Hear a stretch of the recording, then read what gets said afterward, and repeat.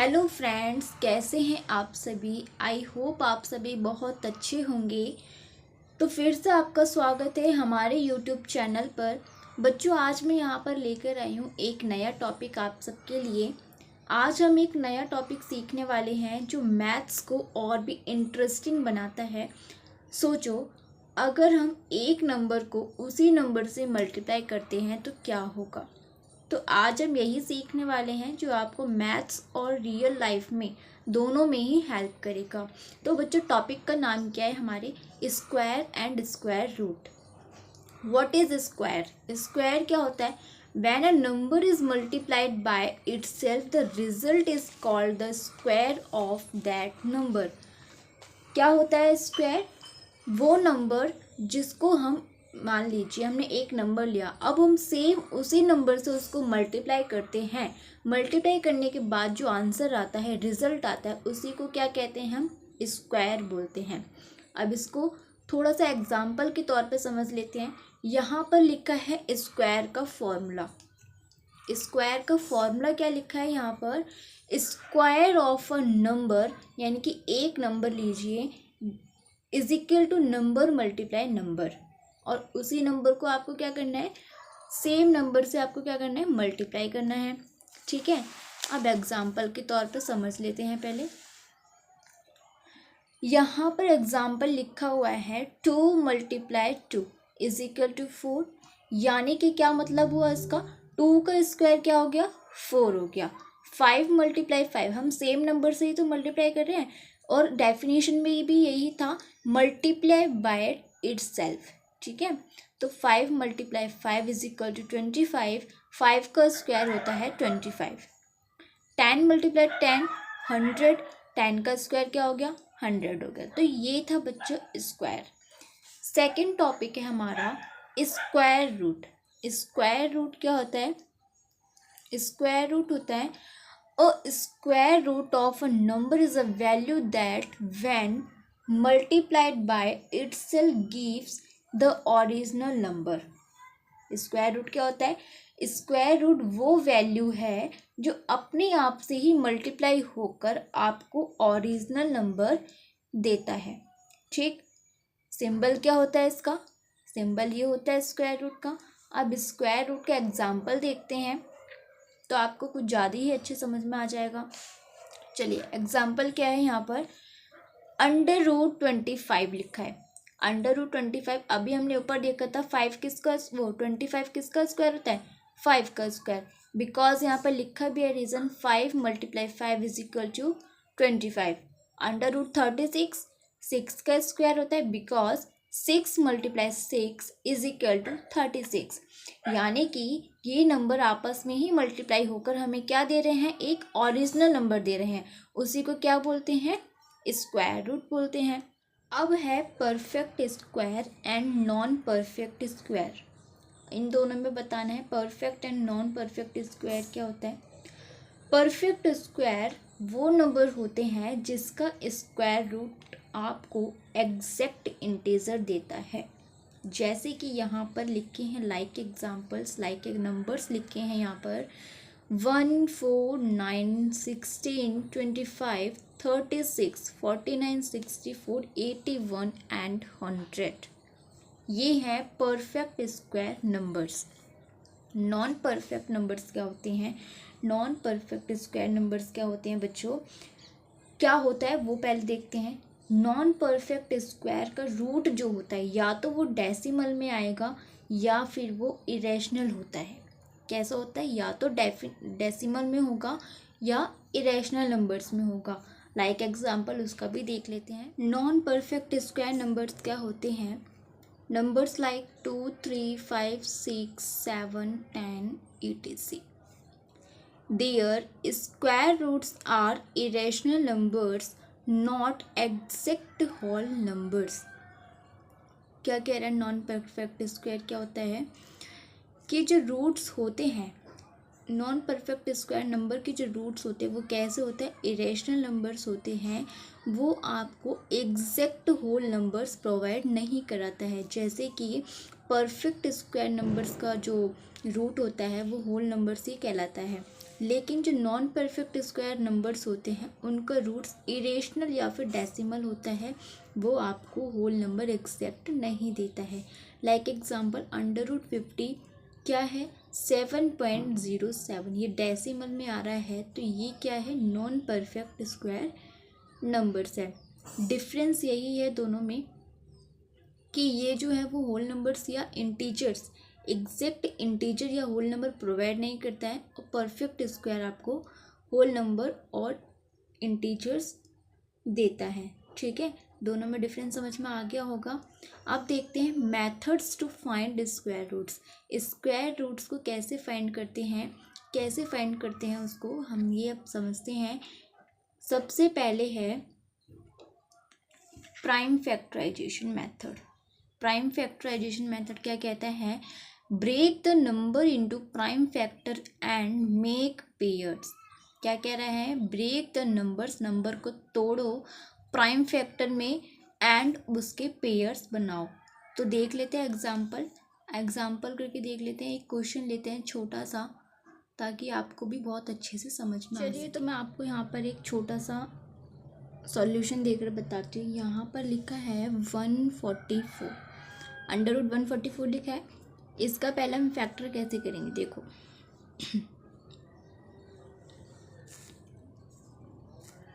यहाँ लिखा हमने 144।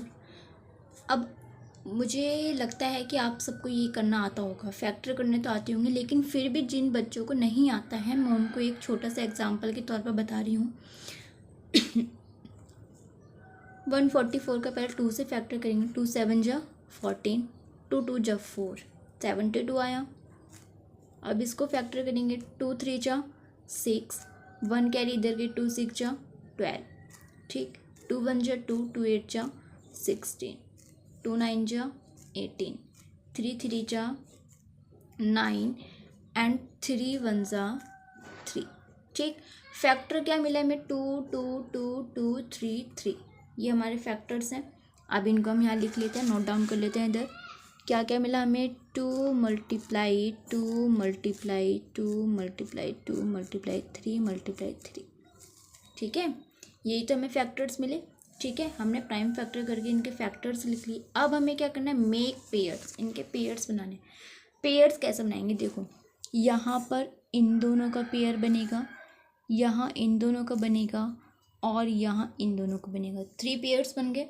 तो अब पेयर्स बनाने के बाद हमें क्या करना है, मेक पेयर्स। मेक पेयर्स में पहले लिख लेते हैं पेयर्स, ब्रैकेट 2 × 2, 2 × 2 एंड 3 × 3, ये हमारे पेयर्स हैं, ठीक। इनमें से कॉमन लेंगे। अब इन दोनों में से एक कॉमन ले लिया, इनमें से एक ले लिया, और इनमें से एक ले लिया। आंसर क्या आया हमारा, इनका मल्टीप्लाई करो। 2 2 जा 4, 4 3 जा 12, 12 इज आंसर। 144 का स्क्वायर कौन सा होता है, 12 का स्क्वायर क्या होता है, 144, ठीक है। इस तरीके से हमें इसमें करके बताना था। अब थोड़ा सा बड़ा वाला एग्जाम्पल ले लेते हैं। ये था हमारा 3 डिजिट का एग्जाम्पल। अब हम देखते हैं 4 डिजिट वाला, ठीक है। जिन बच्चों को इस वाले एग्जाम्पल में डाउट्स रह गए हैं, वो सेकंड वाले एग्जाम्पल में डाउट्स क्लियर कर देती हूँ। मैं आपको डिटेल से फिर से समझा देती हूँ एक बार, ताकि आपको कोई भी डाउट्स ना रहे स्क्वायर रूट निकालने में। एग्जाम्पल है हमारा 15 एंड 21। तो बच्चों इसका स्क्वायर रूट निकालना है हमें। इसका स्क्वायर रूट कैसे निकालेंगे, देखो सबसे पहले क्या करेंगे, हम इन दोनों को अलग अलग कर लेंगे। अलग अलग करने का मतलब है कि 15 को और 21 को अलग अलग लिख लेते हैं। लिख लिया हमने, ठीक है। अब क्या करते हैं, पहले 21 को देखते हैं। 21 के लास्ट में क्या है, 21 की यूनिट डिजिट क्या है हमारी, 1 है।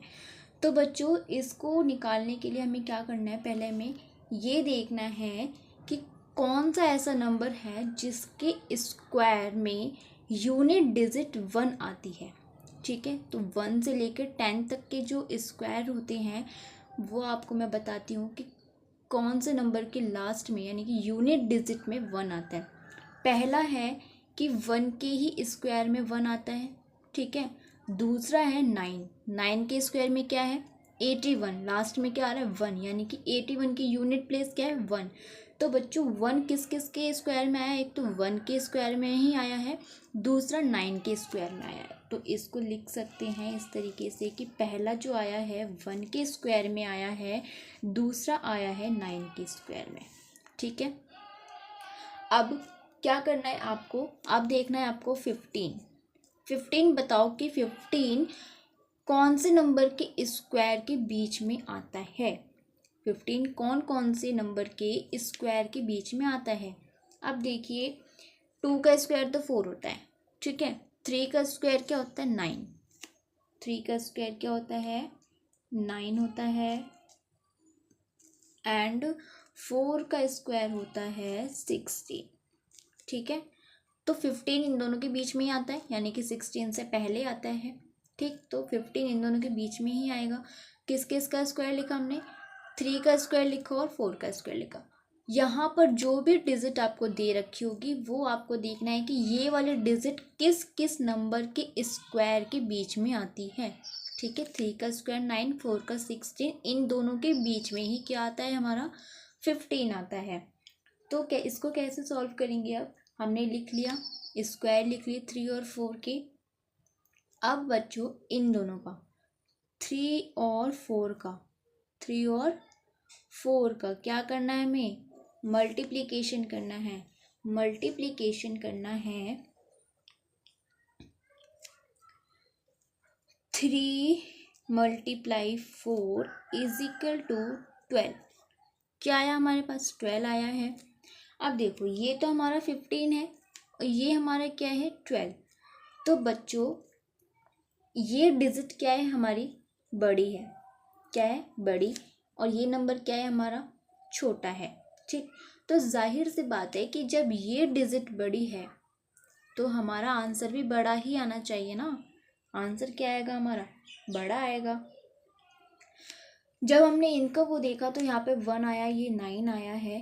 ठीक, 3 का स्क्वायर 9 करा, 4 का स्क्वायर 16 करा हमने, तो यहाँ लिखेंगे हम 3 लिखेंगे यहाँ पर, यहाँ क्या लिखेंगे 3 लिखेंगे हम।